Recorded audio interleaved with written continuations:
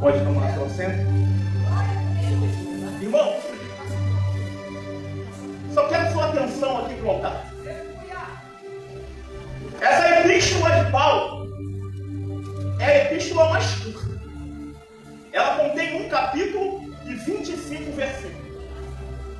Essa epístola Paulo vai escrever quando se encontrava na prisão de Roma, com uma mão algemado a um soldado da guarda pretoriana, e na outra mão ele começa a escrever a epístola. Mas debaixo de uma revelação, porque o texto vai dizer, que nós acabamos de ler, e conta a história de um homem em que em uma das pregações de Paulo vai se converter. Esse homem se chamava Filemão. Filemão era um homem rico do agro, um homem muito conceituado, respeitado, e esse homem se converte na pregação de Paulo. Esse homem, após a sua conversão, ele vai abrir a porta da sua casa para o Evangelho. A igreja era situada em Colosso, e quando ele abre a porta da sua casa para que a igreja, a cada culto que era ministrado, a igreja crescia. Só que a igreja tinha de aproximadamente 20 a 40 membros, segundo o historiador. E a palavra de Deus vai dizer que essa igreja, ela começa a crescer em comunhão, ela começa a crescer em amor. Essa igreja cresce pela misericórdia, mas o número da igreja não era tão grande assim. Mas a vontade do Senhor estava sendo manifestada no meio dos pequeninos. Mas a palavra de Deus vai dizer que Filemão, ele era rico, ele era um homem respeitado, e ele tinha, como todos os homens de sua época, escravos. Não era pecado, porque parte de Roma era tomado por maior número de cidadão e escravo do que cidadão romano. E interessante que dentro dessa visão, Filemão, ele tinha um escravo conhecido como Onésimo, porque a escravidão era diferente da nossa época, quando o Brasil foi firmado como colônia. Não era racial. A escravidão era ou por homens que eram carregados de escravos de guerra, ou homens que não tinham condição financeira para poder pagar suas contas. Esses homens eram conduzidos como escravos. Então, por Filemão ser um homem muito rico, ele possuía Onésimo como sua propriedade. A história diz que Onésimo dava trabalho. O nome Onésimo, na sua própria raiz grega, significa útil. Não era um nome próprio, era um nome dado por visão da escravatura. Interessante que, por um tempo, ele vai ficar debaixo da autoridade do seu senhor. Mas Onésimo não aguenta a pressão.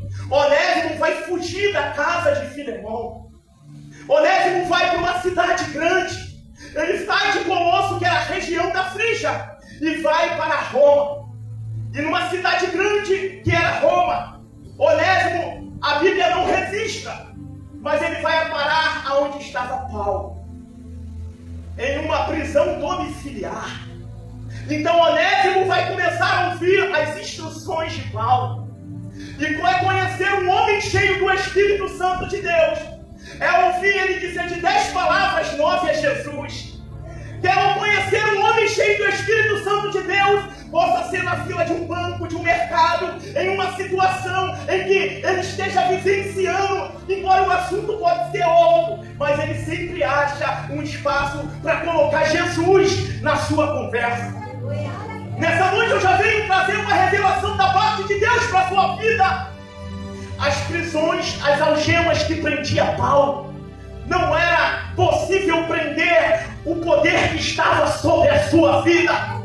Você que chegou aqui nessa noite entristecido, chateado, e muitas das vezes chegamos arrastados pelo Espírito de Deus.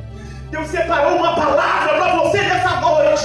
As algemas do homem não podem prender o Espírito de Deus que está sobre a sua vida.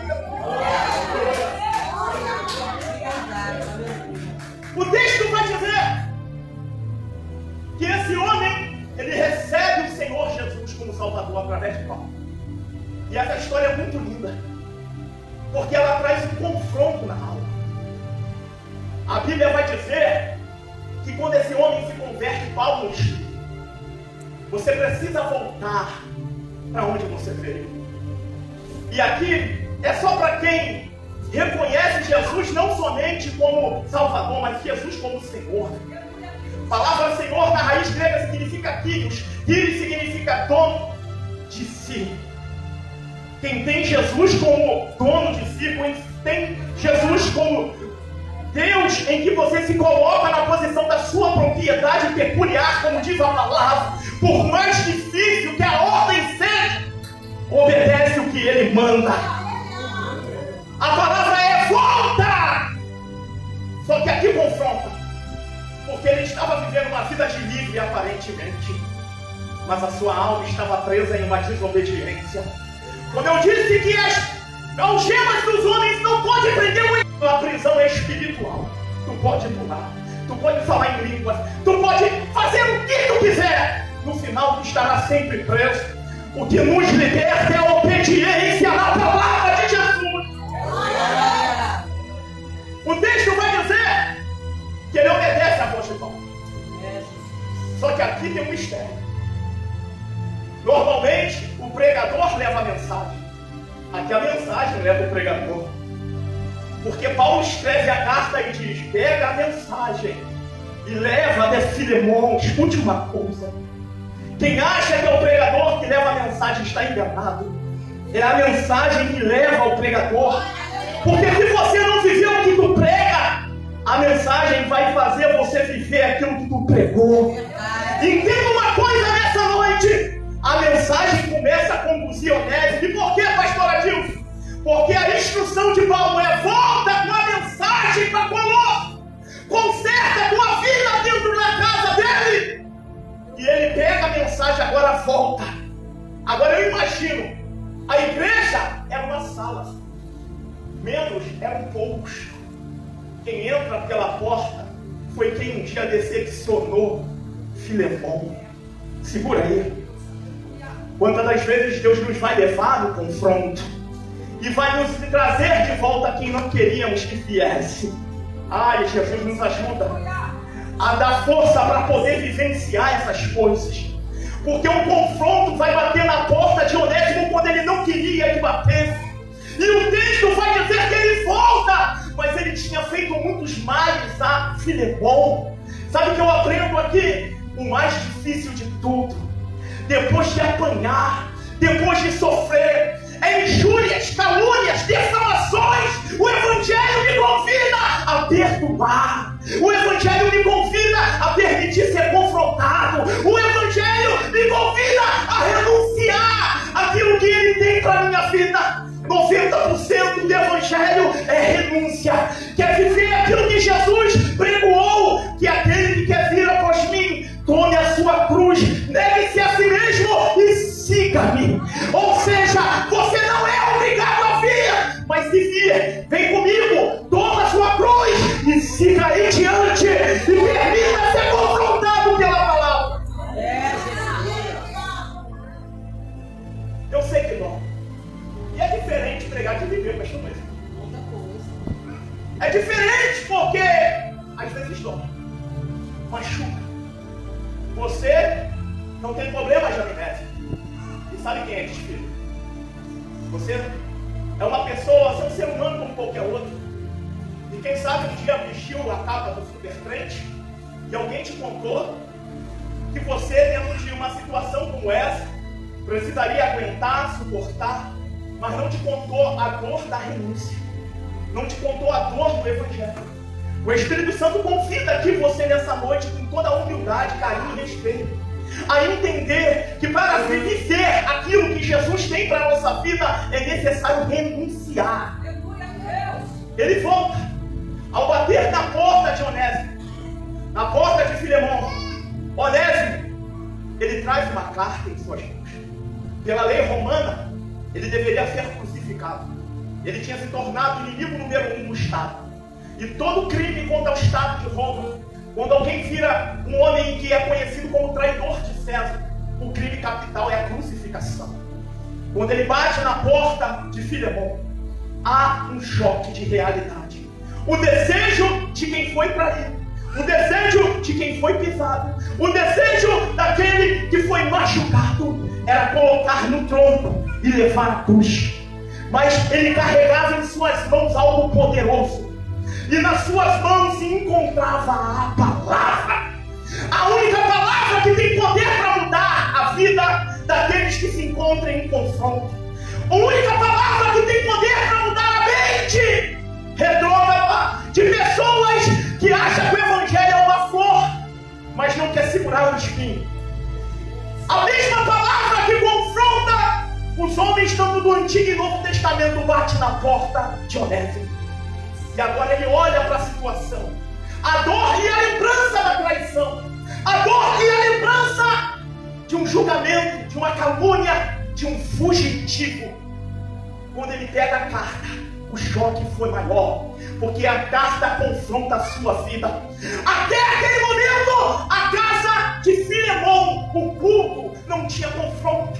Até aquele momento, o culto era um culto domiciliar, abençoado. Quem sabe um louvor, quem sabe uma oração e uma breve palavra. Mas naquele dia, naquele culto, quando ele recebe a mensagem vinha trazendo o seu tutor, o apóstolo Paulo, dizendo, buscando seu remetente, que era Filemão, dizendo: meu irmão, sou eu, Paulo, e venho te pedir algo.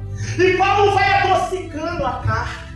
Paulo vem desenhando a carta de uma forma e conduzindo de uma forma simples, em que ele recebesse a palavra introdutória do que tinha sido falado. Mas quando chega no versículo 10, que você acabou de ler, ele vem dizendo: olha, eu tenho um pedido a te fazer. Entenda uma coisa, Jesus, quem sabe te deu férias até hoje, mas hoje ele vem te fazer um pedido. E o pedido que Jesus vem fazer muitas das vezes, vem confrontar e fazer com que eu sacrifique aquilo que me traz conforto. Que o Espírito Santo de Deus nos fortaleça e nos dê ânimo quando Jesus nos pedir aquilo que ele pediu Filemão. Porque ele diz: recebe esse homem como tivesse me recebendo. Aqui eu aprendo com a palavra que o confronto foi direto. Deixa eu te refrescar a memória. Paulo, em uma pregação que ele faz em uma região que Filemão se converte, Paulo diz para ele que há uma promessa de Deus a se cumprir em sua vida, e que Deus tinha um chamado na vida dele. Ele começa a igreja prospera, a igreja cresce, está tudo indo de vento em polpa.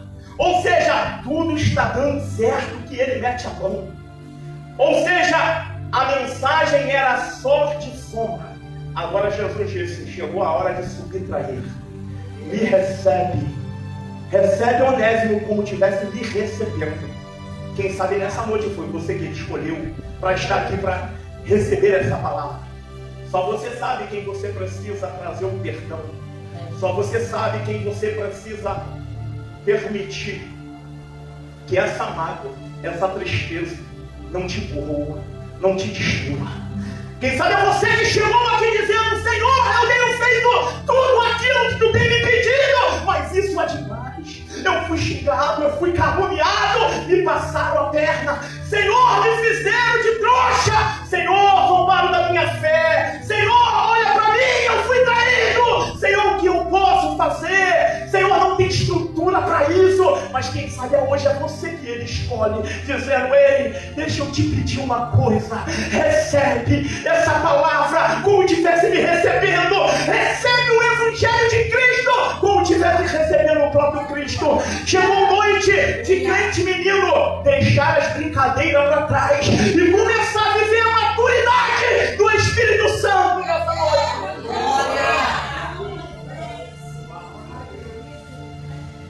O texto diz, irmãos, que ele recebe a carta.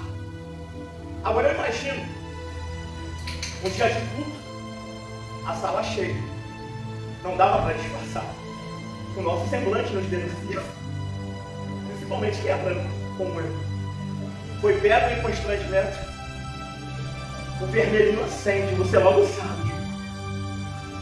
O constrangimento bate no rosto de Filemão. Não sei qual é a sua cor, mas de uma coisa é fácil. Ele fica constrangido. Primeiro, quem entrega a carta a ele era um fugitivo. Segundo, alguém que tinha um magoado. Terceiro, alguém que tinha traído. Quarto, alguém que tinha fugido da sua alçada. Deixa eu te dizer uma coisa. Só tem uma forma de ser curado. É ser confrontado. Só há uma forma de receber a cura na alma. É descobrir aonde está o raiz do problema. E a raiz do problema vai trazer desconforto. A raiz do problema vai trazer dores anormais. Você não é uma pessoa em que tem amnésia. Como eu disse antes, você vai lembrar quem te feriu. Agora a mensagem está na mão dessa pessoa. Ai, Jesus, me ajuda a falar isso.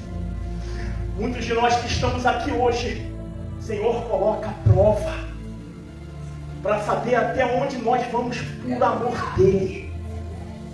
Pregar, louvar, segura aí quem é do altar. Orar, glorificar, cantar, levantar a mão e dizer como está tudo muito bem, é bom, nós gostamos. Mas tem dia que tu vai subir aqui como eu já subi no confronto. Vai ter dia que tu vai subir para cantar, que a música que tu vai cantar vai confrontar a tua vida. Vai ter dia que tu vai orar, mas a tua oração está chocando a tua alma, está balançando o teu corpo, está dizendo, viva o que tu prega, viva o que tu canta, viva o que tu ora, viva a minha palavra. Meu Deus, dessa maneira, Jesus. E quem sabe você como eu já fez o contrário.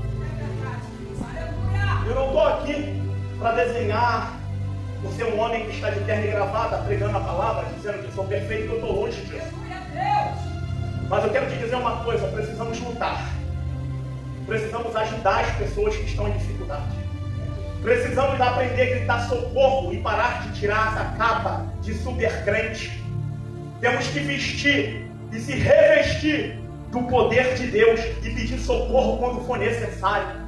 Mateus capítulo de número 15, aquela mulher vai clamar, dizendo, filho de Davi, tenha compaixão de mim. Jesus não sequer responde com palavras, e ela continua clamando, mas quando ela entendeu e aprendeu a dizer, socorre-me, ajuda-me, Jesus para e diz para os discípulos, não posso desprezar esse clamor. Há um pedido de socorro no meio do caminho. Se você, como eu, já esteve nessa situação, eu quero convidar hoje a você descer a olaria de Jeremias 18, permitir entrar, querido, nesse vale e permitir que ele molde a tua vida de acordo com a vontade dele.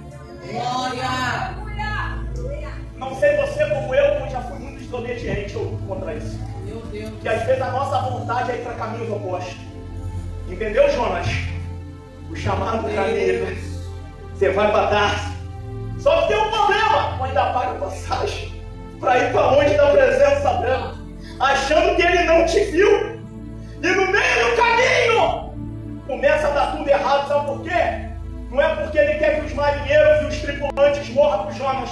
É porque ele quer que a direção do GPS de Jonas mude.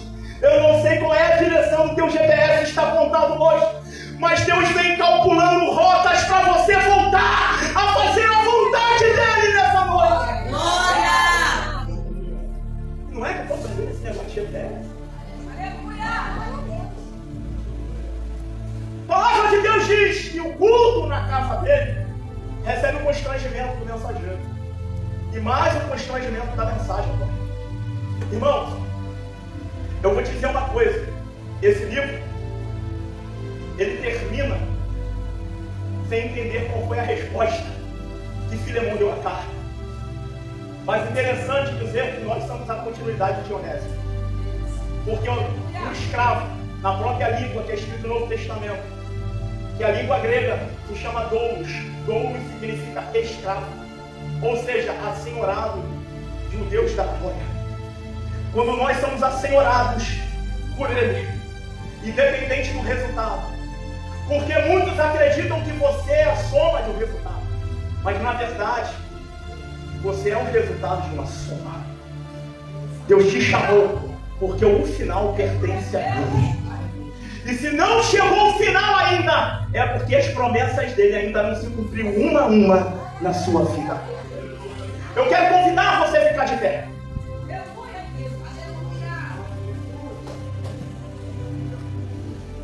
Paulo, no seu último versículo, ele vai saudar a igreja, como Filemão tivesse aceitado o seu pedido. E aqui eu fecho, porque nós estamos na campanha da fé. E aqui, na campanha da fé, em que nós se encontramos, essa mesma mensagem, ela ecoa na nossa igreja.